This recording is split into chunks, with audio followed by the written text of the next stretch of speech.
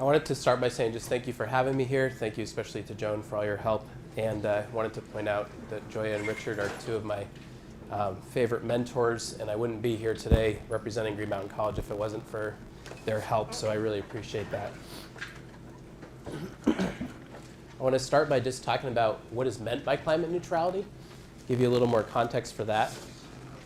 And the first piece of that is to ask who is defining climate neutrality on college and university campuses. And in this case, it's the American College and University President's Climate Commitment. We often refer to it as the ACU-PCC. And this started back in 2006, 2007. It was a challenge to university presidents across the country to sign a commitment saying that they were going to become climate neutral as soon as possible. Then once they signed a commitment, within a year they have to complete their first greenhouse gas inventory to see where their baseline is for carbon emissions. And then within 2 years they have to develop a climate action plan that lays out how exactly they're going to get to this neutrality. And there are several other components of this that we can tell you about if you're interested later. But that's the main part of it. And how they're defining climate neutrality is essentially saying that the university or college would have no net greenhouse gas emissions with respect to certain things that they decide to include. One of them is Scope 1 emissions, direct emissions produced through campus activities. And I'll give you an example of this in a second. The next is Scope 2, indirect emissions from purchased energy. And then finally, Scope 3, which in this case, they're just including indirect emissions from commuting and institution-funded air travel. They challenge you to include more than that in Scope 3, but this is the minimum requirement.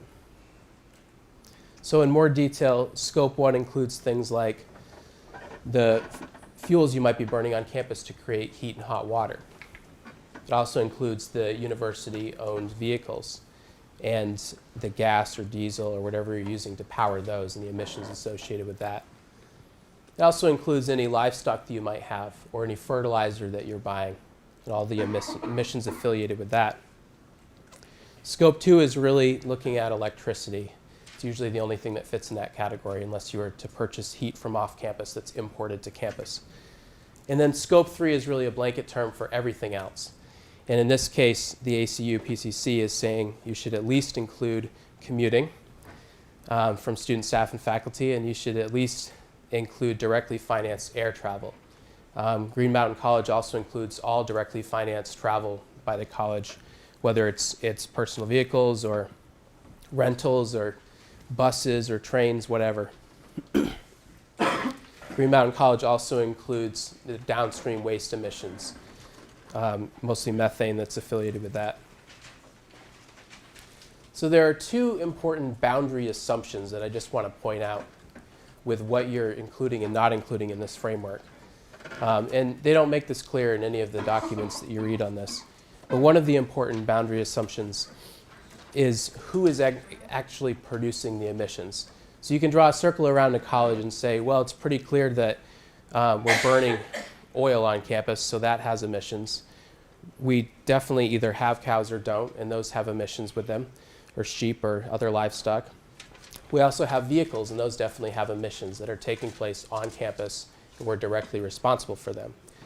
But then when you think of all the products that you need to function as a college or a university, such as paper, who takes credit for those emissions?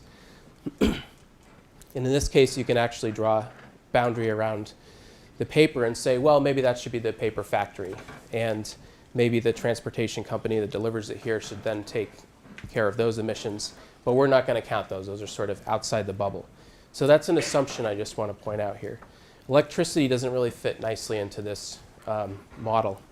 We count it inside the bubble, even though most of the emissions are taking place elsewhere where the electricity is generated.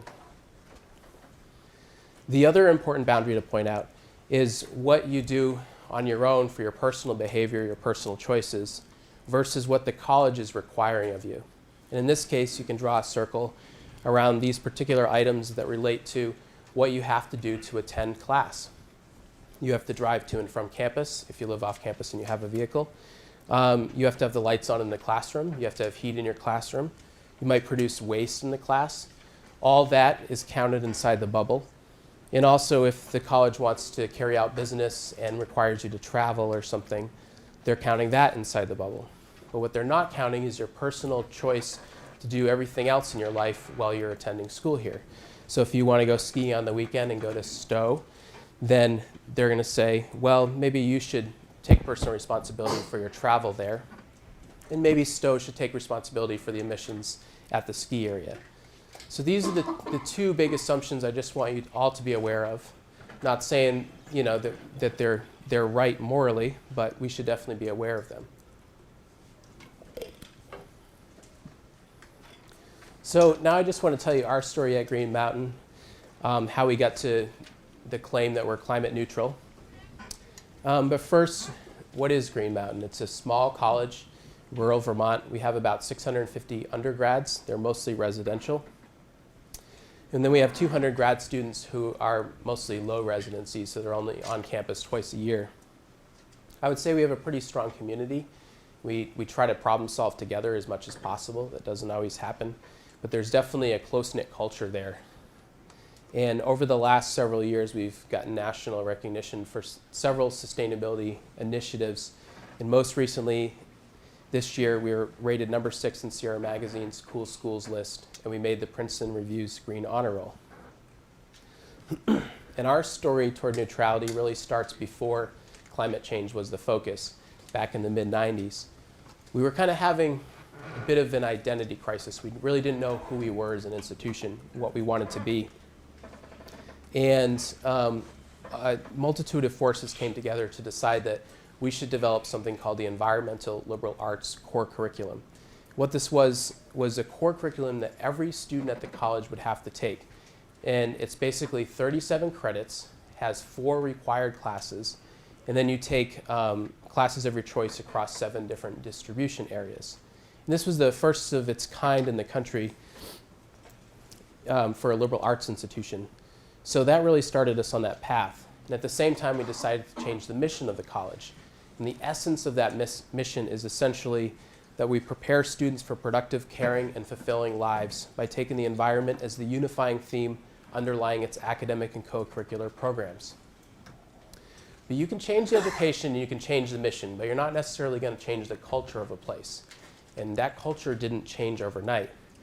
That changed throughout the 2000s.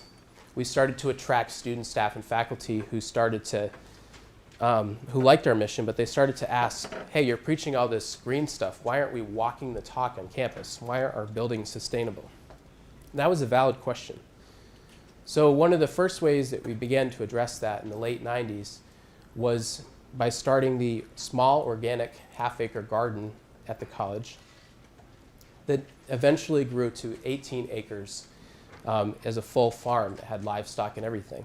And the story of that garden dovetails really nicely with our progress toward climate change. Another piece of this is that we started to have a voice in the national frameworks for sustainability. We had one of our provosts was on the board of directors for ASHE. We had a say in the development of STARS. We were involved in all these things. And probably the most prominent was that we signed the President's Climate Commitment in 2007. Our president, Jack Brennan, was the first in Vermont to do so. And finally, we started to actually green those buildings. One of the first projects was a major lighting retrofit project, 1999, that earned us the EPA Energy Star Showcase Award. We also spent $750,000 replacing all the residence hall windows to be more thermally efficient. And we did some steam line upgrades to our central heating plant. We even did a retrofit of our infirmatory and made it into a dormitory. That was Sage Hall. We got LEED Gold for that. We captured the embodied energy in the shell of the building, but then put in high-value insulation and other energy-efficient features. And finally, we did an electric and thermal energy audit across campus so that we could actually prioritize projects moving forward and figure out where we'll make the most difference by spending money on these investments. And this is just showing our Scope 1 emissions over the 3 years before neutrality. You can see they started to go down because of these efficiency projects. overall, our efficiency projects account for more than 15% of the reduction that we saw over this time period over all the emissions of the college. This is really in line with the carbon management hierarchy you might have read about in your reading, or you might have seen it other places. And this really says that you should prioritize avoiding emissions first, then reducing the emissions that you do have, then look at replacing your technology to more alternative means, and then finally, as a last resort, you should look at offsetting. They don't necessarily need to be done in that order, but this hierarchy suggests that, that's where you should spend the focus and the most resources. And we were in line with that, looking at our climate action plan and these actions that we took. So then we started talking about what are we going to replace for technology. This is where the big, bad number 6 heating oil comes into focus. Just how bad is number 6 heating oil? Well, it's really bad. It's, at the time in 2009, it was over half of our entire emissions were just from number 6 heating oil on the central part of campus. And it's definitely the dirtiest of the major heating oils, has the most carbon intensity. This stuff is so thick that you actually have to preheat it before you can even use it. So this really became a focus of a policy class at the college that said, well, what are the alternatives to number 6 heating oil? And they researched a bunch of different fuels, and their recommendation at the end of the day was that we look at biomass from wood. And to back up their claim, they went to the Student Campus Greening Fund, which is similar to your Clean Energy Fund, and they got $10,000 to do a feasibility study, see if it really was worthwhile for us to switch our central heating plant to biomass. And it showed that, in fact, it was feasible. There was enough wood in the area that we could harvest with relative sustainability means, and we'd actually get a payback. Payback period would be something like 20 years. So we decided to go ahead and do it when the new president came on in 2009. It was one of the first things on his desk, and he signed it, and we built it in 2010. So we modified the existing central heat plant to now run on biomass. And this is the same graph I showed you before, but I've added a year to show you that since building the plant, we've continued to reduce our actual emissions. And with all the thermal and electrical efficiency stuff I told you about, plus the biomass plant, we were able to reduce our actual emissions by 30% since the time we signed the President's Climate Commitment in 2007. So we've done the avoid, reduce, replace to some extent, or at least started projects in all those areas.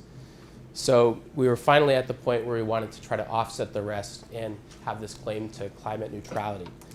So we researched 6 different vendors. We invited 3 of them to campus. And they gave open presentations to the whole community where anybody could attend, students, staff, faculty, and ask them pointed questions about their programs. The factors that they were most interested in seeing were, is the project local? Is it verifiable and transparent? And does it actually contribute to the social or financial well-being of people in this area? And there was one clear winner, and that was cow power. It's run by Green Mountain Power now, but it used to be run by CVPS. The way this program works is we paid a 4-cent premium on our electricity use for 50% of our total electricity use, and that money would go to a farm called Blue Spruce Farm in Bridport, Vermont. And that family would use the money to basically run an anaerobic digester that takes the cow patties, gets the methane out of them, burns the methane, and runs an engine that creates electricity. And so we would then essentially have claim to that electricity through renewable energy credits. But renewable energy credits are not the same as offsets necessarily, especially in the case of the ACU PCC framework. They don't want you to count those as offsets. They don't say they're additional enough. But the additionality here is not the electricity production. It's the methane that would otherwise be emitted into the atmosphere from the cow patties. Instead, we're transforming that methane. So we had a third party verify the methane reductions from this project, and that's what we use as offsets. So once we did that, we were able to achieve climate neutrality in 2011. We were the second college in the nation to do so, but we were the first to do it by a significant reduction in our emissions, which, as I said before, was over 30% of our actual emissions. And this graph shows you The green line on the bottom shows when we count offsets in all our emissions, we've been below zero since 2011. We've maintained that through the last carbon inventory that I just completed for fiscal year 2013. But the blue line on the top is equally important because that's our actual emissions that we've continued to make go down over time, continue to reduce those. And that's really the next step, is continuing to reduce those as much as possible. And then exploring a couple different areas. One of them is the Scope 3 supply chain emissions, so that the paper, computers, all that stuff that we purchase that we need to operate as a college, we want to start estimating the carbon that's associated with that. But if we're going to incorporate that negative aspect into our carbon inventory, then we also want to start thinking about what's the positive aspect that we have in the world, because we are in the business of making a product. And our product, they are students. They're students that go out into the world and hopefully know something about sustainability and hopefully make a positive impact on the world. So we wanted to actually estimate some of their carbon emissions. And we don't know, which of these would we include in our neutrality in the future. I'm not sure if either of them would.